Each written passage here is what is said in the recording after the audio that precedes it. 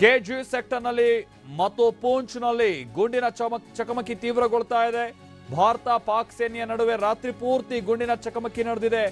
ಈಗಲೂ ಕೂಡ ಗಡಿಯಲ್ಲಿ ಭಾರತ ಹಾಗೆ ಪಾಕ್ ನಡುವೆ ಗುಂಡಿನ ದಾಳಿ ಮುಂದುವರೆದಿದೆ ಅನ್ನೋದು ಗೊತ್ತಾಗ್ತಾ ಇದೆ.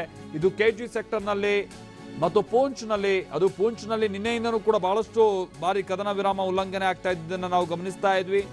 ಇದೀಗ ಭಾರತ ಹಾಗೆ ಪಾಕ್ ಸೇನೆಯ ನಡುವೆ ರಾತ್ರಿ ಪೂರ್ತಿ ಗುಂಡಿನ ಚಕಮಕಿ ನಡೆದಿದೆ ಅನ್ನೋದು ಗೊತ್ತಾಗ್ತಾ ಇದೆ. ಹಾಗೆ ಇದೆಲ್ಲವೂ ಕೂಡ ಭಾರತ ಹಾಗೆ ಪಾಕಿಸ್ತಾನದ ನಡುವೆ ಸದ್ಯದ ಪರಿಸ್ಥಿತಿ ಮತ್ತಷ್ಟು ಬಿಗಡಾಯಿಸ್ತಾ ಇದೆ ಅನ್ನೋದಕ್ಕೆ ಸ್ಪಷ್ಟವಾಗಿ ನಮಗೆ ಸಿಗ್ತಾ ಇರುವಂತಹ ಉದಾಹರಣೆ. ಕೆಜಿ ಸೆಕ್ಟರ್ ಮತ್ತು ಪೂಂಚ್ನಲ್ಲಿ ಗುಂಡಿನ ಚಕಮಕಿ ತೀವ್ರಗೊಳ್ತಾ ಇರೋದು ಬಹಳ ಆತಂಕ ಹುಟ್ಟಿಸ್ತಾ ಇದೆ.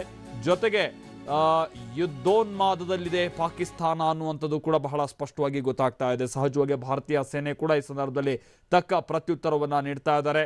ಇದು ಹೆಂಗಾಗಿದೆ ಅಂತಂದ್ರೆ ಈ ಹೊಟ್ಟೆಗಿಟ್ಟಿಲ್ಲದೆ ಹೋದ್ರೂ ಕೂಡ ಜುಟ್ಟಿಗೆ ಮಲ್ಗೆ ಹೂವು ಅಂತಾರಲ್ಲ, ಆ ರೀತಿ ಆಗಿದೆ. ಪಾಕಿಸ್ತಾನಕ್ಕೆ ಸಂಪೂರ್ಣವಾಗಿ ಆರ್ಥಿಕತೆ ಬಿದ್ದು ಹೋಗಿದೆ, ಜನಕ್ಕೆ ತಿನ್ನೋಕೆ ಹಿಟ್ಟಿಲ್ಲ.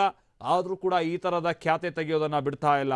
ಅದು ಪೂಂಚ್ ಸೆಕ್ಟರ್ನಲ್ಲಿ ಗಡಿ ಭಾಗಗಳಲ್ಲಿ ಅಪ್ರಚೋದಿತವಾದಂಥ ದಾಳಿ ಮುಂದುವರೆದಿದೆ. ಚಂದ್ರಮೋಹನ್ ನಮ್ಮ ಪ್ರತಿನಿಧಿ ಇದಕ್ಕೆ ಸಂಬಂಧಪಟ್ಟಂತೆ ಮತ್ತಷ್ಟು ಡೀಟೇಲ್ಸ್ ಅನ್ನು ಕೊಡ್ತಾರೆ. ಚಂದ್ರಮೋಹನ್, ಒಂದ್ ಕಡೆ ಹೌದು ಭಾರತೀಯ ಸೇನೆ ಆ ಸ್ಥಳದಲ್ಲಿ ತಕ್ಕದಂತ ಪ್ರತ್ಯುತ್ತರವನ್ನ ಈ ತರದ ಪ್ರತಿ ದಾಳಿಗಳಿಗೆ ಕೊಡ್ತಾ ಇದೆ, ಅಂದ್ರೆ ಈ ತರದ ಅಪ್ರಚೋದಿತ ದಾಳಿಗಳಿಗೆ.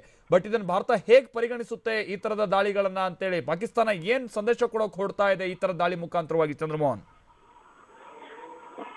ಹೌದು ಮಲ್ತೇಶ್, ನಿನ್ನೆ ಸಂಜೆಯಿಂದಲೂ ಕೂಡ ಕೃಷ್ಣ ಘಾಟಿ ಸೆಕ್ಟರ್ ಮತ್ತು ನೌಶೇರಾ ಸೆಕ್ಟರ್ ಸೇರಿದಂತೆ ಕೆಲವು ಸೆಕ್ಟರ್ಗಳಲ್ಲಿ ಪಾಕಿಸ್ತಾನ ಗುಂಡಿನ ದಾಳಿಯನ್ನ ಭಾರತೀಯ ಸೈನಿಕರ ಮೇಲೆ ನಡೆಸ್ತಾ ಇದೆ. ಇದಕ್ಕೆ ಪ್ರತಿ ದಾಳಿಯನ್ನ ಭಾರತೀಯ ಸೈನಿಕರು ಕೂಡ ನಡೆಸ್ತಾ ಇದ್ದಾರೆ.